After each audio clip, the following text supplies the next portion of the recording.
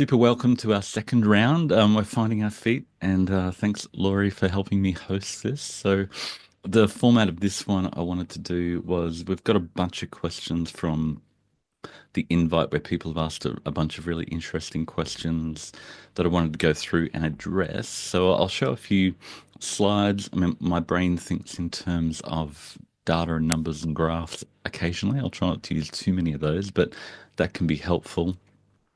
But if you've got any questions, drop them in the chat or raise your hand around those questions. And then if you've got any other questions, maybe we can touch on them at the end. If you keep them in your head or drop them in the chat, feel free and we'll see where it goes. Yeah, so I'll just present a topic.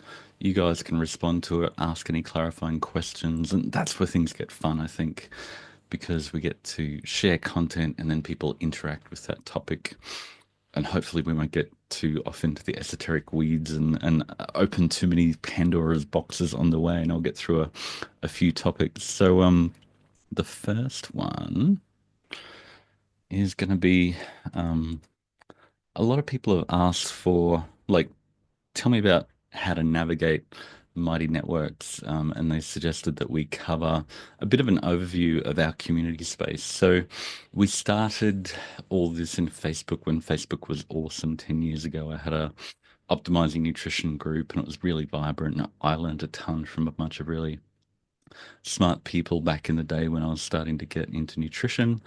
Maybe 3 or 4 years ago, I don't know, it became a bit clunky. A lot of people fell out of favor with Facebook and they changed their algorithm, so we don't get as much visibility there. So we've moved our community over into Mighty Networks, which is a separate platform that we can, you know, people who come can just focus on getting support, a whole bunch of free tools. We run our courses out of Mighty Networks, and it's a place where people don't get distracted by all the bright, shiny things that are designed to hog your attention. And if you've ever gone on Facebook, you go, I'm going to go do this one thing, and then half an hour later, why did I come here? I'm completely lost and been scrolling random stuff, and I lost track of time. So we've found Mighty Networks really helpful to help guide people. So when you land in Mighty Networks, there's a global feed on the left here that if you scroll through that, that's the best thing to check out everything that you're involved in. So all the announcements and articles and everything get in there. And if you're in a course, all the lessons pop up there. If you're new, um, there's when you scroll down, you'll see a featured section, that currently in the top of that featured section has the Ask Us Anything blurb. So that's where we are now. We're chatting about all the questions that people have asked in this thread that you can drop your questions in. But there's also the best place to start if you're new is this Welcome Optimizers blurb, and it gives you an overview of the welcome checklist, which I might go through in a second. You can check that out, and then it mentions the next challenge, and our next challenge is the DDF 30-day challenge, which starts on the 4th of January. So to take you through the welcome checklist, we've got basically an orientation that takes you through everything you need to know to find your feet. So if you haven't done that, check it out. It'll give you an idea of all our free stuff, the courses that where we hold your hand to guide you through, some frequently used terms. If you're, DDF or whatever, what does that mean? You'll learn about that there. The products in terms of our recipe books and courses, and how to reach out if you have any tech troubles. But I think the cool thing, like if you jump into the food lists, I spent the last 10 years basically creating optimized food lists. So been very passionate about, so that's under free resources on the left. You can click on most satiating foods, which has been my passion project for the last 10 years, and quantifying satiety. So satiety is what helps us to feel full, crush our cravings with less energy so we don't overeat. And we've got all these little infographics that give you a bit of an overview of what high satiety foods look like. So if you want to feel fuller without overeating, there's different infographics with the little numbers here are the satiety score, which is 0 to 100. Zero is, all the junk food, the burgers, the things that are designed to be addictive and maximize profit. And the things closer to 100 are the foods that will help you feel full with less energy. So there's a bunch of infographics there.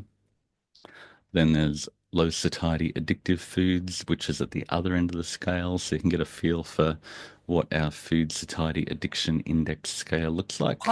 Pause for a second, Marty. Yo, So clarifying on, question. well, I just want people to know what a wonderful resource those high satiety food Yeah. images are that you've put there. I took a screenshot of the six of them. I Yeah. think you have six in total, and I put them together as a panel, and I'm actually using those being budget minded. Like if I just want to simplify my life, I can look at those pictures of foods and think, okay, let's put together some meal ideas just using those things. Mm. And it was a wonderful thing. And I've been recently sharing that with people. Yeah, it's a really good place to start. You're like, where do I start this? Show me, tell me what foods I should prioritize. So you don't only have to eat those foods, but if you eat more of those foods, what diet tells you to eat more of this? Everything is about restriction and eating less, and where we flip it and say, what does your body want? And how do we add more of those to our diet? Mike's joined us. How cool. Um, so yeah, there's a bunch of food lists there, and we talk a lot about um, high protein foods and protein rich foods. The protein rich foods here contain more protein per calorie. So again, these are the foods you want to emphasize if you want to get the protein you need with less energy to lose body fat. And there's a bunch there. If you just keep on scrolling down, I did have a PDF downloadable. I might do that again, where you can actually download all the infographics as a PDF. And then there's all these other resources. So if you go, well, I need more calcium. Calcium's probably after protein, one of the hardest nutrients to get. We've got high calcium foods, whether it be dairy or veggies or whatever. And yeah, so we've got free meal plan that you can go in and go, what does a week of our fat loss diet look like? You can download that. And then there's a join the movement section Pause on here. that too. Yo, Pause on that too, Marty. So yeah, explain that free meal plan a little bit more. Is it just people are looking at a picture to get an idea? Or I know yeah, there's more to it, right? Would you yeah, help them yeah. see So what a gold mine that is?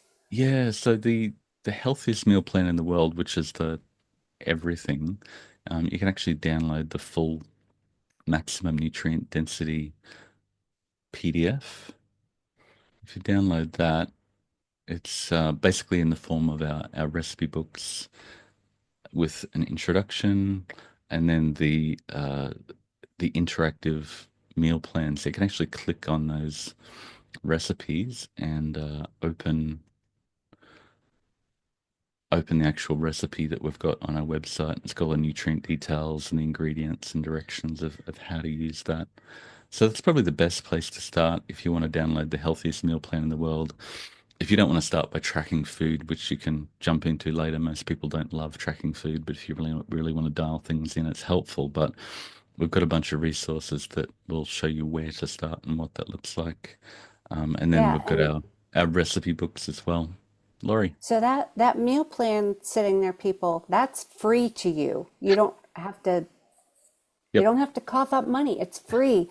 And Lots of I free don't stuff. think people realize what a wealth of resources are here available in the community for you. I mean, not here in Zoom, but going into the Yeah. community on Mighty Networks.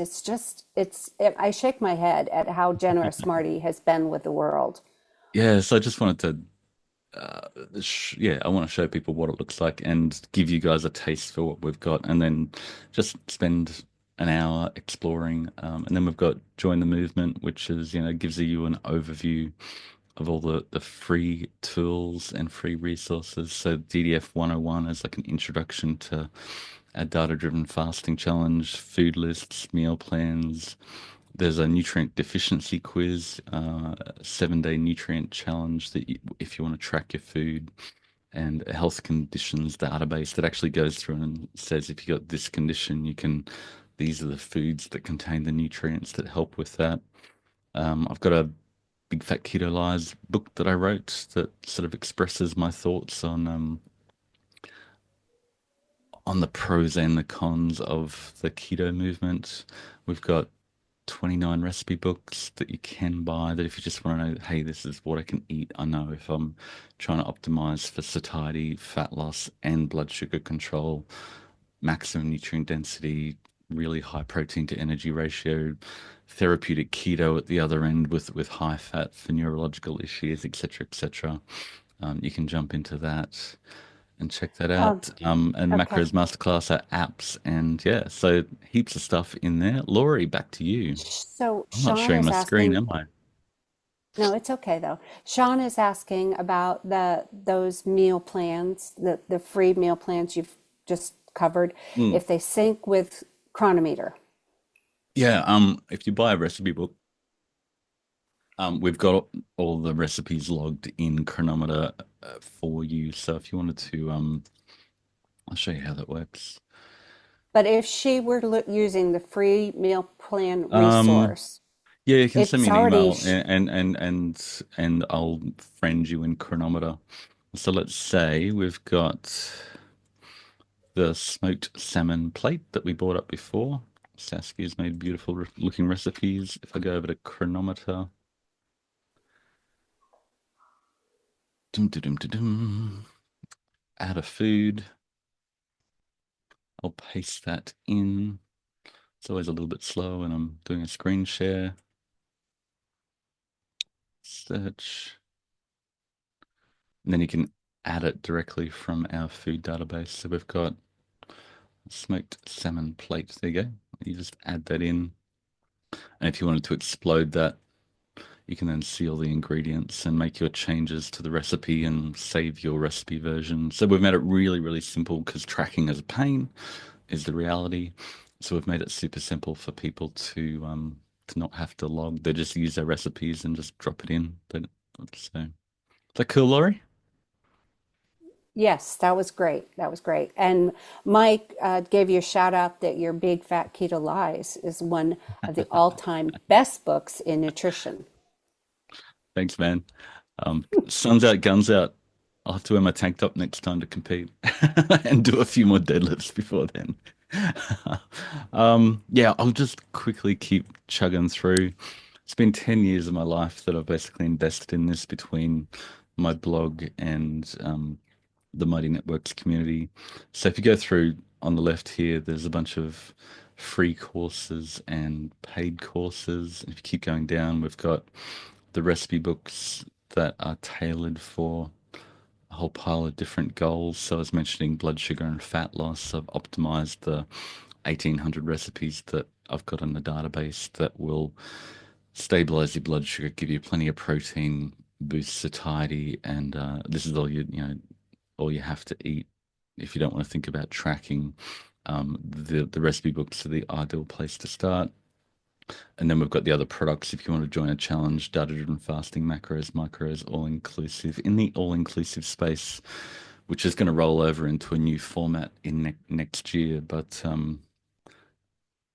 we've got, sorry, there's do, do, do, do, do, all-inclusive member resources. So for people who are what will become the subscription, there's a join a course section, macros, interactive food search tool, which I'll show you later, the recipes, micros food search tool, community spaces, a free copy of the book, and the DDF manual. So there's 210 pages of all my learnings about how to use your blood sugar as a fuel gauge if you really wanted to nerd out. And then in the community spaces, we've got heaps of cool stuff. So if you want to know how Miley lost half her body weight, you can see the meals she's eating today. She's been logging her amazing looking meals, and that's just one interpretation. If you look at what Mike's eating, it's a completely different diet. Um, and you can see different versions. This is Asa, who is a mad CrossFitter who I'll might touch on later. She's just done DDF, and yeah, so Sarah, and I'm down here somewhere with a bunch of stuff. There's Kathy's recipe. There you go, Kath, also known as iPhone.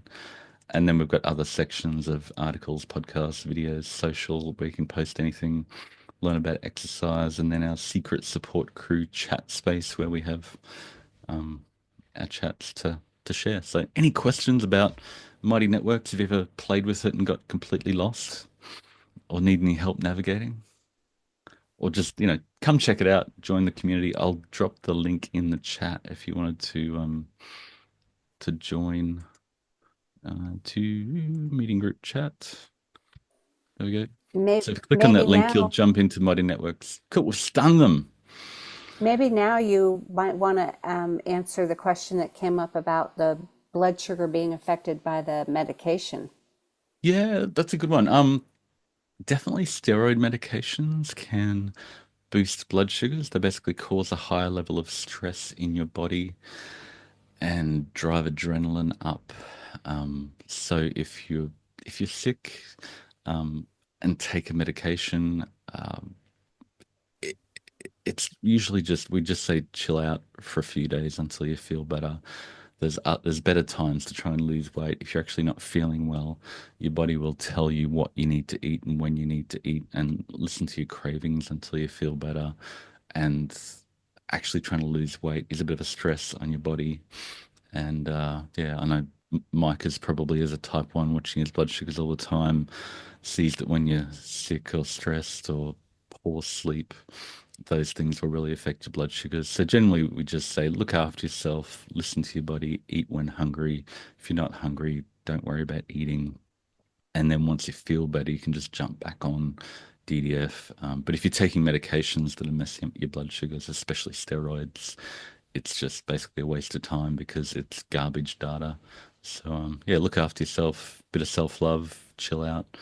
And did we want to touch on that? Ren, what was your question about waking blood sugars and Donald? Um, Mine was the phenomena that you experience depending on, if you have more carb at night or more fat at night, and how that affects your morning, Mm, or can affect your morning blood glucose. yeah, yeah. Because it's somewhat surprising.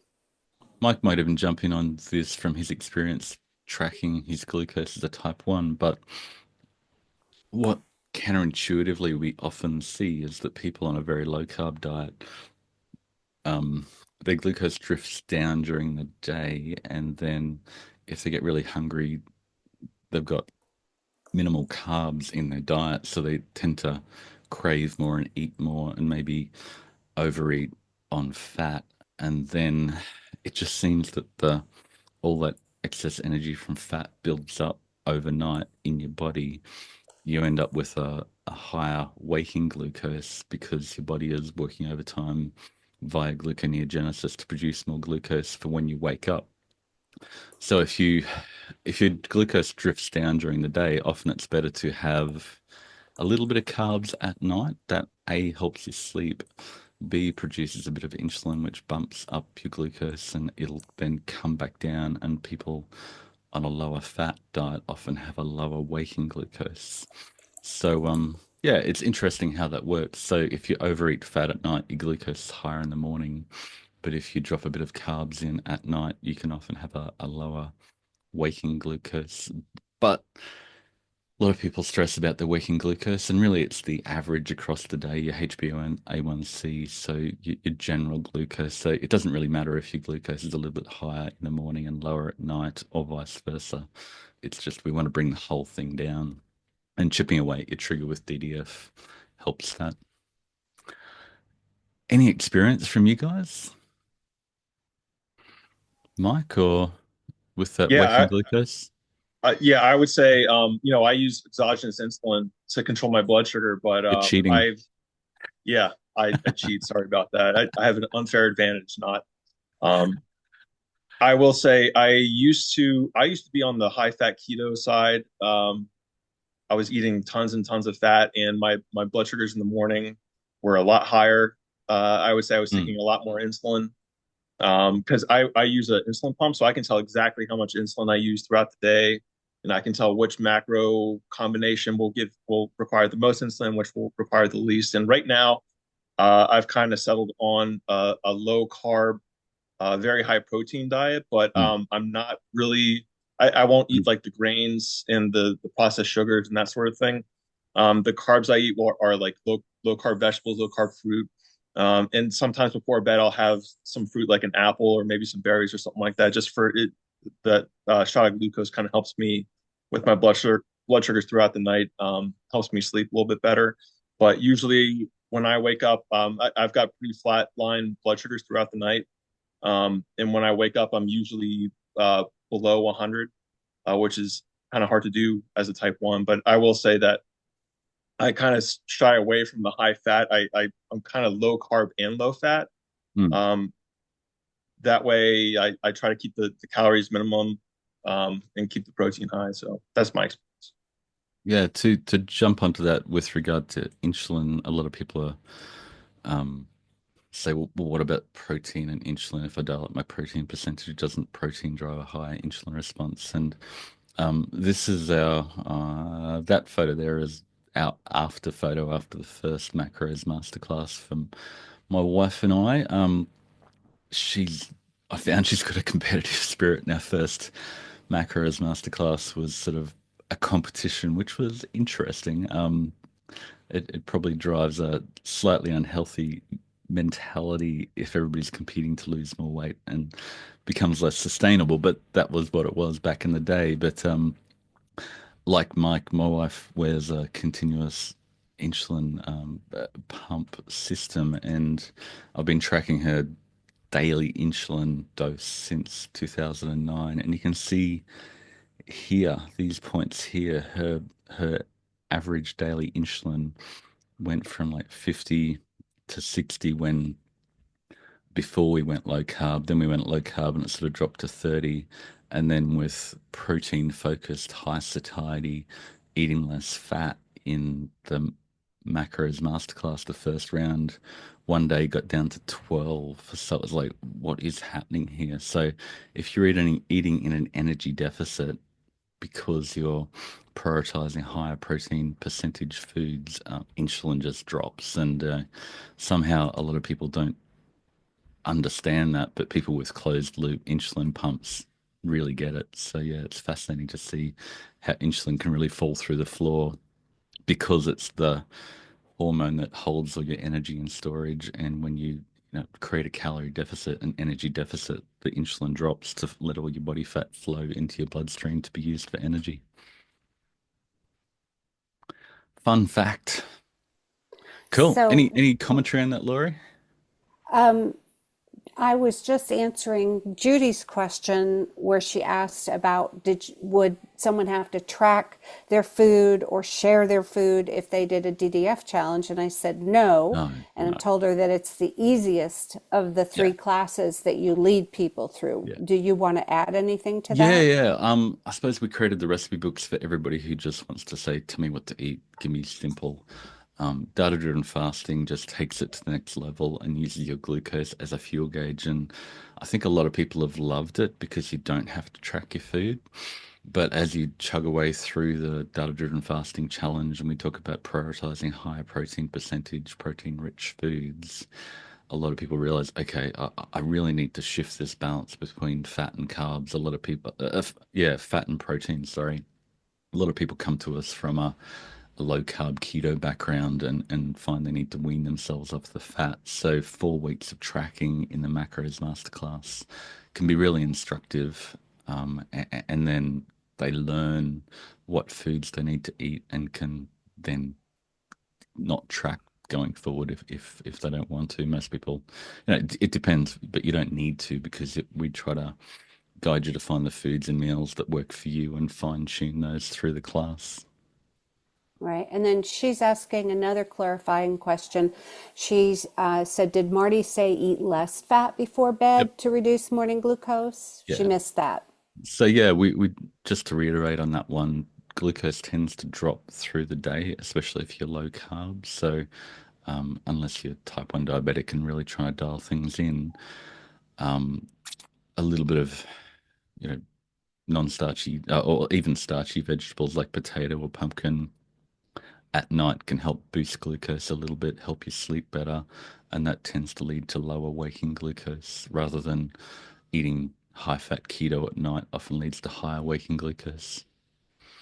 So maybe you should explain why that is because she, on the end of her question, she tacked on, I figured carbs at night would make higher waking Yeah, blood glucose, but you just said the opposite, that some carbs yeah, at night give you a lower glucose in the morning. correct. That Explain why that is.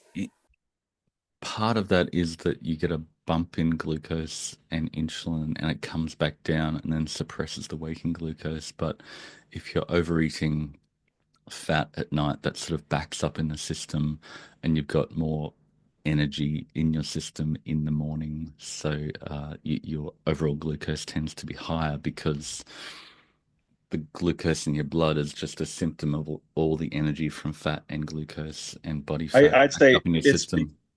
it's because it takes your body a lot longer to clear out the energy from the fat than Yeah. it does compared to glucose. So if you look Yep. at the area under the curve for insulin response to Yep. fat, it's a lot longer tail. The insulin response to glucose is like this. The Mm. insulin response to protein is medium. So if Yeah. you're eating a high fat meal at night, your insulin is still at that tail end, so you're going to have a higher waking blood sugar. Yeah. Yeah. So you don't just want to do 1 meal a day and high fat keto at dinner because that doesn't help bring the waking glucose down and you're not getting enough protein. Cool. Did Ren have a comment question? Yeah, actually, a Why not? clarifying question with that. I love, So, I love these clarifying questions. We're nailing this process. are we talking about like your last meal of the day that's ending at 6 o'clock, or are we talking about a snack later in the evening that's a handful of nuts or whatever? I mean, clear that up a little bit for me. And Either, but so you're done eating at 7 o'clock and you don't eat again, and it was a higher fat meal versus, I've had a snack now of maybe some sugar-free ice cream at 10 o'clock at night. And okay, so yeah, I mean all of the above. But if you're having the sugar-free ice cream, which is probably higher fat, that will make it worse. Like the late night snack will be worse. So if you're finding yourself snacking later at night, it's like A, did I have enough protein earlier in the day? B, did I have enough protein and energy at dinner? So if you're always snacking, you're not giving your body what it needs earlier in the day. So you sort of need to review what you're eating earlier. And you can check your blood sugar and say, am I above trigger? I don't really need the energy. But if you're below your glucose trigger at 9 o'clock at night and you're actually hungry and can't sleep because you're in a, energy deficit and it's harder to sleep when you're losing weight, then yeah, have a snack. okay, let me be clear. Sometimes the ice cream is just calling you in the Yep. freezer. It's Yep. not because you're hungry. You just know it's Yep. there. Yeah. Yeah, Okay. but Here. I'll just sound like a broken record, but that can be because you didn't get the nutrients earlier in the day. So Or front loading your day, just saying, Ren, I'm if here. if you can use sheer willpower a couple of times to resist the ice cream, you'll be hungrier the next morning, and you I can go, got I'm going to have the, whatever your favorite high protein breakfast is, and make it bigger. Overeat breakfast. Go, I'm going to force it. feed myself at You're just not breakfast, humor me. and you're going to be less likely to be the ice cream and the nuts are going to be less likely to call you later at night because you can just amnesically just fill your face and go, "Oh, it's so good during the day," and you know, I ate a whole lot less, but later in the night, you don't know how much you breathe in of all that comfort food after dinner. All right, Marty, I think you should go now to some of the questions that are backlogged from Last Cool. time people had asked questions, and we want I to be fair to them too. So, only 60 slides to go. So Suzanne was saying, is there a tool that will enable me to calculate the satiety index for a custom recipe? I'm honing on calories and macro percentage in a healthy diet. Almost all my meals are from recipes that involve multiple ingredients. And it's coming. Nutrient Optimizer will eventually have satiety tools where you can track your daily satiety score and analyze recipes. But for now, um, we've got those infographics that I showed you with high satiety and low satiety, so you can go through all that. The algorithm that I've designed to calculate the satiety score is fairly complex and uses 13 different nutrients. And as I was saying before, a Gaussian exponential decay function that's all integrated with multivariate. And it's been a passion of mine for 5 years. And I got the Diet Dr. Harvard data. And after everything they've done, my regression analysis shows that mine is still twice as good as theirs and more accurate. So yeah, we're well ahead of the pack, but it's not simple yet. We're working on making that simple for more people. But we do have these tools that I just wanted to, if you want to dive a little bit deeper to find high satiety foods in the free tools in the community. There's this chart, which is an interactive tableau chart that shows satiety per calorie. So foods on the right are harder to overeat. Foods on the left are, they're the foods that are designed to be maximum profit. They're the pistachio nuts that Ren gravitates to after dinner. And the foods towards the top have a high nutrient density, like liver and mussels and kale. They pack in more nutrients per calorie than the cream cheese and fat and everything down the bottom corner. But I'll show you how to find that interactive version. So if we go into the food lists, most satiating, sorry, under the satiety, the macros food search tool, you can then, at the top, there's an interactive link. If this is your first time at the rodeo, you may not need to use this, but I think it's pretty cool, and we've had, you know, 7,000 people use it, so it's really nice to see it getting used out there. So on your computer screen, it's best, and you can then mouse over those foods, and it pops up with the satiety score, the protein percentage, and a whole lot of other details that you probably never dreamed of needing to know, like glycemic index and food insulin index and insulin load and the omega 6 to 3 ratio, etc. So if you want to see more foods, you can click on the All tab on this drop down, and it's got about 500 foods. You can see, you're on the left with low satiety, the scones, the Taco Bell Nacho Supreme, Burger King Whopper without cheese, McDonald's fillet of fish, Burger King Double Whopper with cheese. They also call it zero satiety score. And I was going, yes, I think I nailed it. Everything that McDonald's and Burger King and Pizza Hut know works to maximize profit at the expense of our health. Scores are very low satiety scores. So if you want to know what to avoid, the foods on the left are the ones. And if you want to know what to prioritize foods towards the top right that give you a higher satiety because they give you the nutrients that you need. So if you want to surf around the foods, you can do that. If you wanted to, type in a food itself, you can go salmon and it'll show you just the salmon. If you wanted to go, I want to look at really high nutrient, I'll remove that. Go back to all the foods. But if you wanted to go, I want to look at really high nutrient density foods to see what they look like. You can zoom in on those with the little sliders on the right, dial up the protein percentage to look at what's got a high protein percentage. If you're Mike and you're trying to dial down your carbs, you can bring down your carb in terms of grams per serve. If you're trying to get your protein per serving up over, say, 25 grams per serve, you can look at, what foods actually give you higher protein per serve. So you can play around with that, have a whole lot of fun. look at different categories. So this is sort of the ultimate food search tool. Any questions on that Okay. before I show off the Yep. recipes? Well, so are you going to, that was my next question. It in the food tableau, maybe you should start back at the beginning, show someone how they get there from the left menu, Yep. and then finding the recipes, because then that's a resource to find the most nutrient dense Yeah. recipes. And that's So a free resource. if you're in our community, go down to food lists, and then under satiety, there's the macros food search tool, which is what we use in the macros class. And then click on the link at the top before the pretty chart. And then if you scroll down, there's a bit of a how to use guide. I'm an engineer, used to write specifications for roads and bridges and designs, and that's how my brain thinks. So I've gone through and written a specification, and as Miley said, if you just follow the recipe, the specification, it works. So if you go to food list satiety macros food search tool and click on that link, it'll open in a new window. You can use it on your phone, but there's just so much data. It's better to sit down at a computer screen and have a play.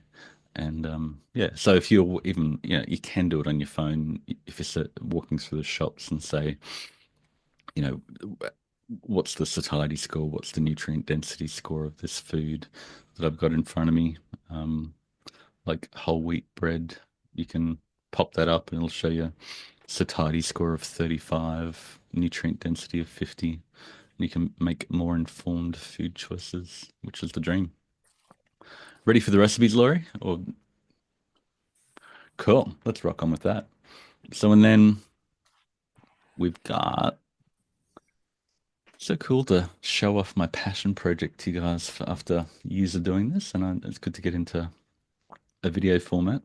But um, in the Macros Masterclass and the Micros Masterclass and the all-inclusive member resources, this is sort of a behind-the-scenes thing we reserve for people who join the courses. You can click on the Macros Masterclass recipes, and then again, it's in a Tableau format. It opens, and then if I go full screen, that's 1,800 recipes that I've logged in Cronometer and either linked out to external sites or they're on our website. So if you mouse over those, it gives you all the details of those recipes. And then if you click on it, you get a full recipe link or an image recipe link at the bottom. So if you click on the full recipe, it'll open that. That one happened to be a Martha Stewart recipe that I pulled off. I've got like 400 recipes from Diet Doctor in here. So if I wanted to find the recipes from Diet Doctor, I can just search under source Diet Doctor. It'll show you all the recipes. Zucchini fries with yogurt dip. Let's go for the Mexican pulled chicken. And then click on full recipe. And that'll open the Diet Doctor website with the free recipe that you can access. And again, they're all logged in Cronometer. So if you wanted to go 2 ingredient Mexican pulled chicken, I can go over to Cronometer, add that in, hit search, and it'll pop up. You can just add it straight into your diary. Unfortunately, the Cronometer search is a little bit slow, but yeah, once you're friends with me in Cronometer, you can access all those. So then if you wanted to go, I want to look for, I'm really trying to dial up my satiety. Or let's say I want to find out what recipes are not so flash. So I'm going to go for low satiety, low nutrient density recipes. You can then see cookie dough, cream bites, chickpea curry, low carb stuffing, granola aren't great down the bottom left if I dial down nutrient density and satiety. But if I'm getting really hardcore, I want to dial up nutrient density and the satiety score. You've got Let me find one. Italian shrimp salad. You can click on that and then open the recipe and see what that looks like. And I think it's really powerful to, like, I can talk about um, what is nutrient density, what is satiety, but once you see what the recipes look like and spend half an hour playing, go, oh, okay, I understand what all these words, satiety, nutrient density, actually mean when you see them in pictures. So I've taken the numbers and the theory and the graphs into actual pictures, and I think this interactive food chart is the interactive recipes that we use in Macros and Micros Masterclass is super helpful. And then if you wanted to go, what's for breakfast? Just show me the breakfast recipes. There's tabs across the top for breakfast, lunch, dinner, snacks, soups, sides, salads, desserts, meat-based, pescatarian, dairy-free, vegetarian, plant-based, egg-free, egg and dairy-free, AIP, low FODMAP, low oxalate, low histamine. So I've tried to cater for every belief system and preference out there. So nobody can say, you're so carnivore biased or so plant-based biased, or I've Nope. I've got a recipe book for you. Yep, yep. And you say your diet doesn't need a name or a Well done. philosophy, just enough nutrients. Yeah. So we have a satiety related question from Yeah, cool. Judy. She says that she's eating 40 plus grams at each of her three meals. Yep. And she's eating from the high satiety list, no Yep. snacking, Cool. lowering fat, 50 to 60 Perfect. carbs. Sorry about that beep if y'all heard that. And always hungry, it seems, especially first thing in the morning. Yep. Never hungry coming from the IF lifestyle until after. So I think she's left that, the IF lifestyle. Now she's trying to prioritize protein and stuff, but she says she's starving at 6 to 7. I'm a hungry girl, volume eater. What would you say to her, Marty? Um, let me. I've got a chart for that, believe it or not. But if I bring up this is my sort of go-to chart. Interestingly, when I did analysis of the Harvard Diet Doctor stuff recently, it showed the same pattern with 70,000 days of data. But if it depends on where you start. So if you're starting with 14% protein, which is the recipe for overeating if you're a hibernating bear about to go into hibernation, or a starving caveman, 14% is the bliss point that just sends our dopamine receptors wild, and we just want to keep on eating because winter is coming and we need to survive winter. But if you are typically eating that standard American diet, standard Western diet with 14% protein and jump to 40% protein, you've got a 50% energy deficit, which if you jump from one extreme to another, it's gonna hurt. You're gonna feel hungry because you're eating half as much. So, dropping half, going from 2,000 calories to 1,000 calories or 1,200 calories to 600 calories, it's going to hurt. So, what we want you to do, and you are going to feel hungry. So, what we guide you to do in our programs is incrementally dial up that protein percentage. And in macros, we quantify that, and we'll show you with ASAs in a second. I'm not sure how you pronounce that, but anyway, we nudge you up because if you rip off the band-aid, what are you eating at the moment, Mike? 60% when you're cutting? Over the last year, my average is 47%, and these days I'm probably 55 to 60% Yeah, but cutting, and I have zero hunger, so but it's you've great. worked your way up there. But if you like Mike is out here off the chart, um, but it's going to hurt if you jump there initially. So we guide you to incrementally work your way up there. And if you're not tracking, it's a matter of let's add a few new foods incrementally that contain a higher protein percentage.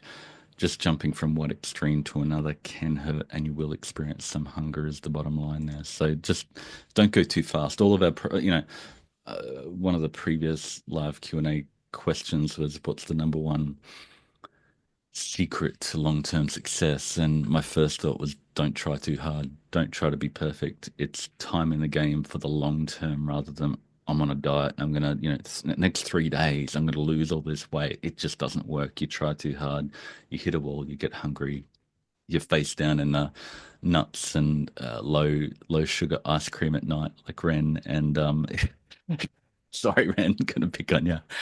And you undo all that work. So it's a matter of incremental changes. Any change happens incrementally over time. So yeah, maybe Judy has jumped from one extreme to another a bit too much, and she feels hungry. And people in a macros class, they go, whoa, whoa, whoa, let's like dial the protein percentage back until you're comfortable with that. And then if you need to, you can ratchet it up a little bit more.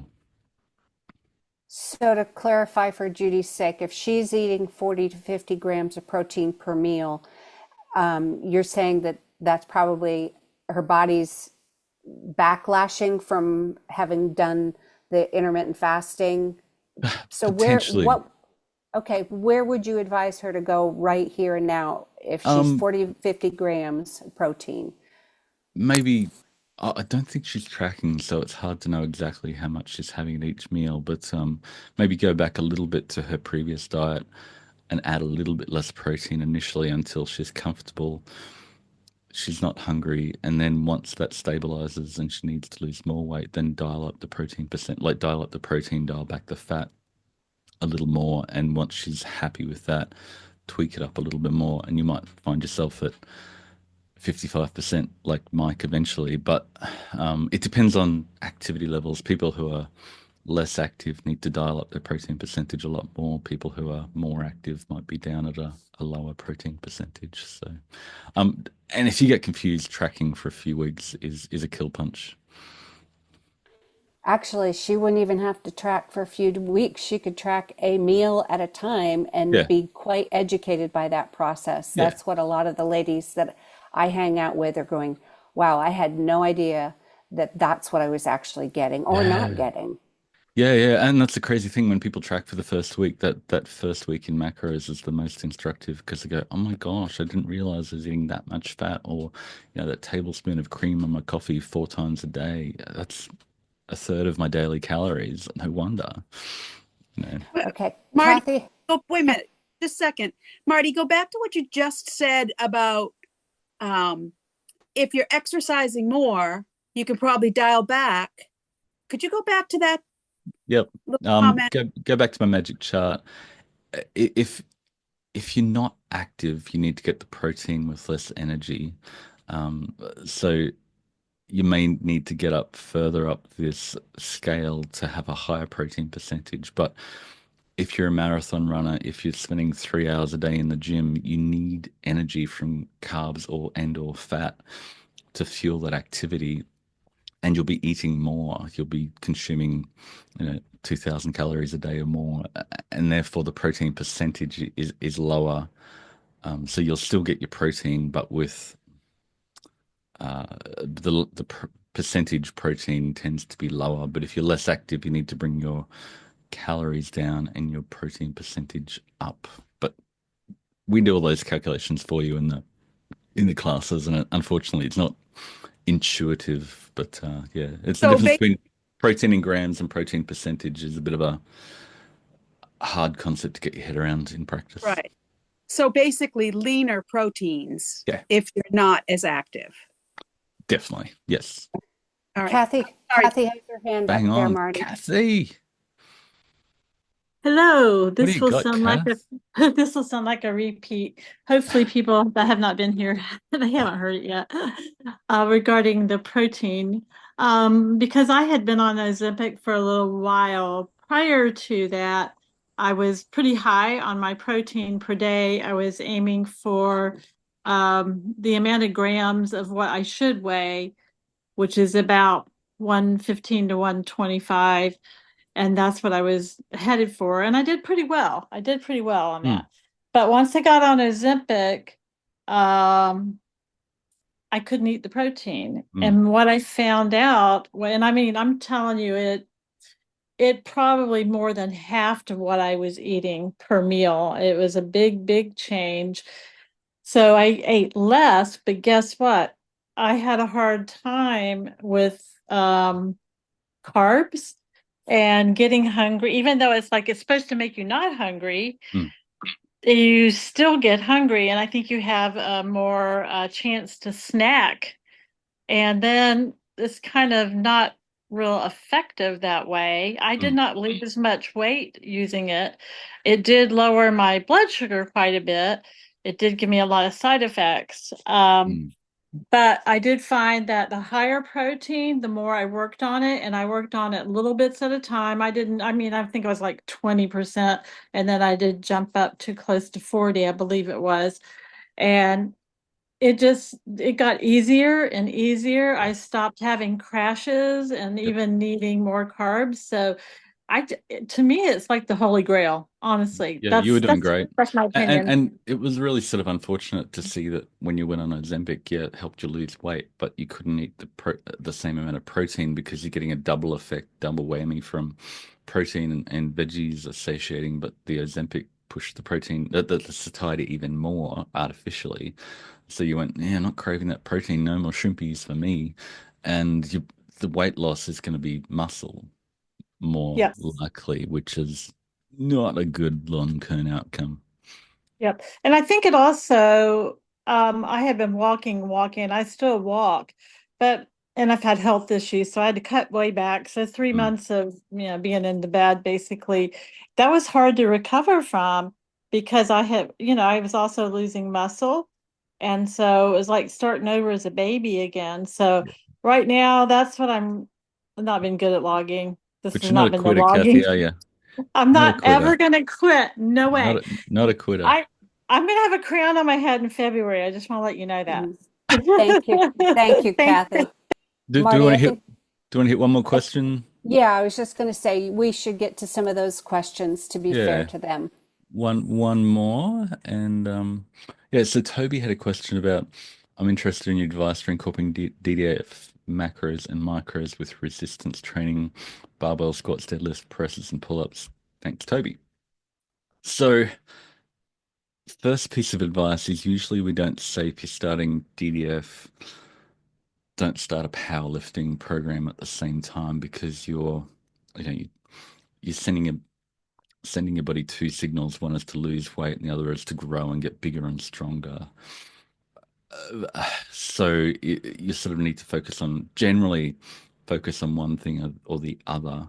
But if you've already got that exercise program going and you want to then tweak things, then any of our programs will help you tweak to get greater satiety and fat loss while preserving muscle and body recomposition, which is what most of us really want. We don't just want to lose weight, we want to lose body fat and ideally raise our body fat, our muscle mass. So if you're trying to do what's called lean bulking to get bigger and stronger but not fatter, it's a process of tweaking up your energy intake so you gain weight at between 0.5 and 2% per month. So it's quite a slow incremental weight gain. And more than that will be excess fat, which isn't ideal. And we can tweak that for you ideally in the Macros Masterclass. If you come in the Macros Masterclass and say, here's what I'm eating, can you help me fine tune it to get a little bit more energy but greater satiety for fat loss and supporting activity? We can fine tune that for you. But we have people like Asa, who I mentioned before, who did DDF.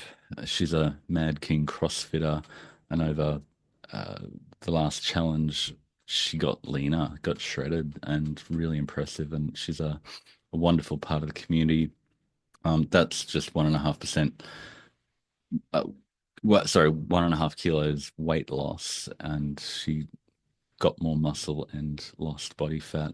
Her resting heart rate you see here came down, which is something we see a lot with DDF, and a heart rate variability, which is a sign of lower stress because really the body's not processing all the excess energy, particularly overnight. Heart rate variability increased, which is good, and she's recovering better even with less energy and a body recomposition. So in terms of what she eats, she's really dialed up the protein, but she's got some potato in there to support her activity with a bit of carbs because she's doing a lot of intense glycolytic activity.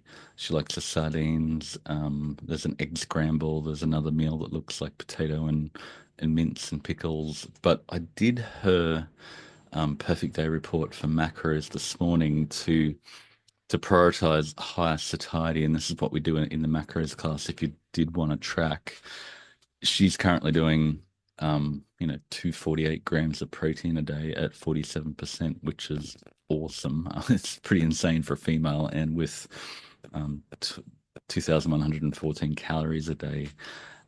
And that makes me excited, to be honest, when I see a female eating that much. I think she's 16% body fat, which is crazy low. But the secret to eating more is to be active and to gain muscle. The more you let your body get weak and decrepit, the less you're able to eat, and therefore to get the protein percentage has to be a whole lot higher. But interestingly, when I ran her satiety score, the protein percent actually dropped a little bit because it's like, yeah, you don't need that much protein. How about a bit more of the high satiety veggies and other things that will boost satiety that aren't necessarily protein? Because she's still over 200 grams of protein, which is huge. And then the report that we give you in macros says, you need more calcium, so it boosted the quark, and let's increase your quark intake and interesting buckwheat and egg whites. And so it basically takes what you're currently eating and says, hey, these foods are great, eat more of that, and that, maybe a little less of that, ideal perfect day. So that really has been helpful, like Molly was saying, to just follow the recipe. And she's done Miley's done multiple rounds of macros and micros and just keeps following the the engineering recipe instructions, keeps dialing things in. And then in terms of the micronutrients, this is our nutrient fingerprint chart that just basically shows you which nutrients you need to prioritize at the top. So us is getting less folate, vitamin E, B1, calcium, sodium, C, K1, manganese, omega-3 at the top. And what the algorithm tries to do is drag those nutrients up by rearranging and shuffling your current diet. And that's the like before and after with a moderate tweak. As I keep saying, we don't try to take you from zero to hero overnight. It's an incremental increase that took her diet quality score from 78 to 85 and her satiety score from 45 to 60, which is a bump up.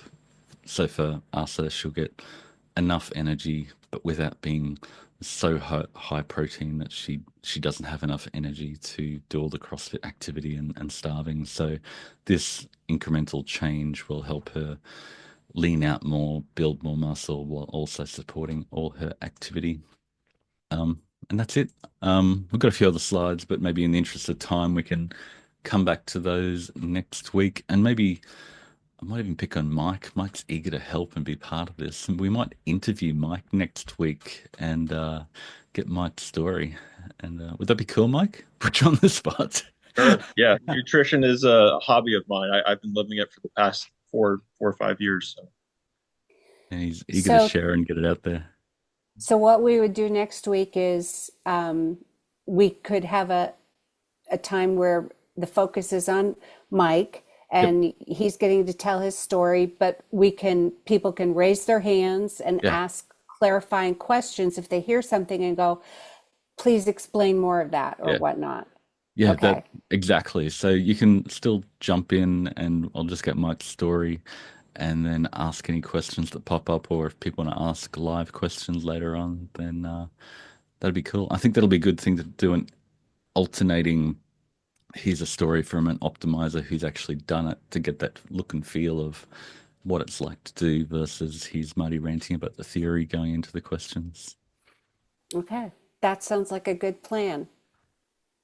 I think we're nearly on time. And I think that the idea of having a hangout before, because I love that, masterclasses, people turn up 20 minutes before because it's just so cool to hang out in the green room before the show starts, because we've got a community and people want to touch base with people. So if you want to hang out half an hour before, I think Laurie will be here and facilitate any shyness and drag people out of their the shells, Yep. and we'll Yep. kill both birds with one meeting each week. Okay. Sounds good. Well, we're on time. Let's close it up That's then. cool. And if you've got any questions for next week, drop them in the for Mike for next week. I'll have a post in the group for Mike. And if you've got any other burning questions that you want me to cover in more detail in these live Q&As, we'll do that too. Drop them in that thread.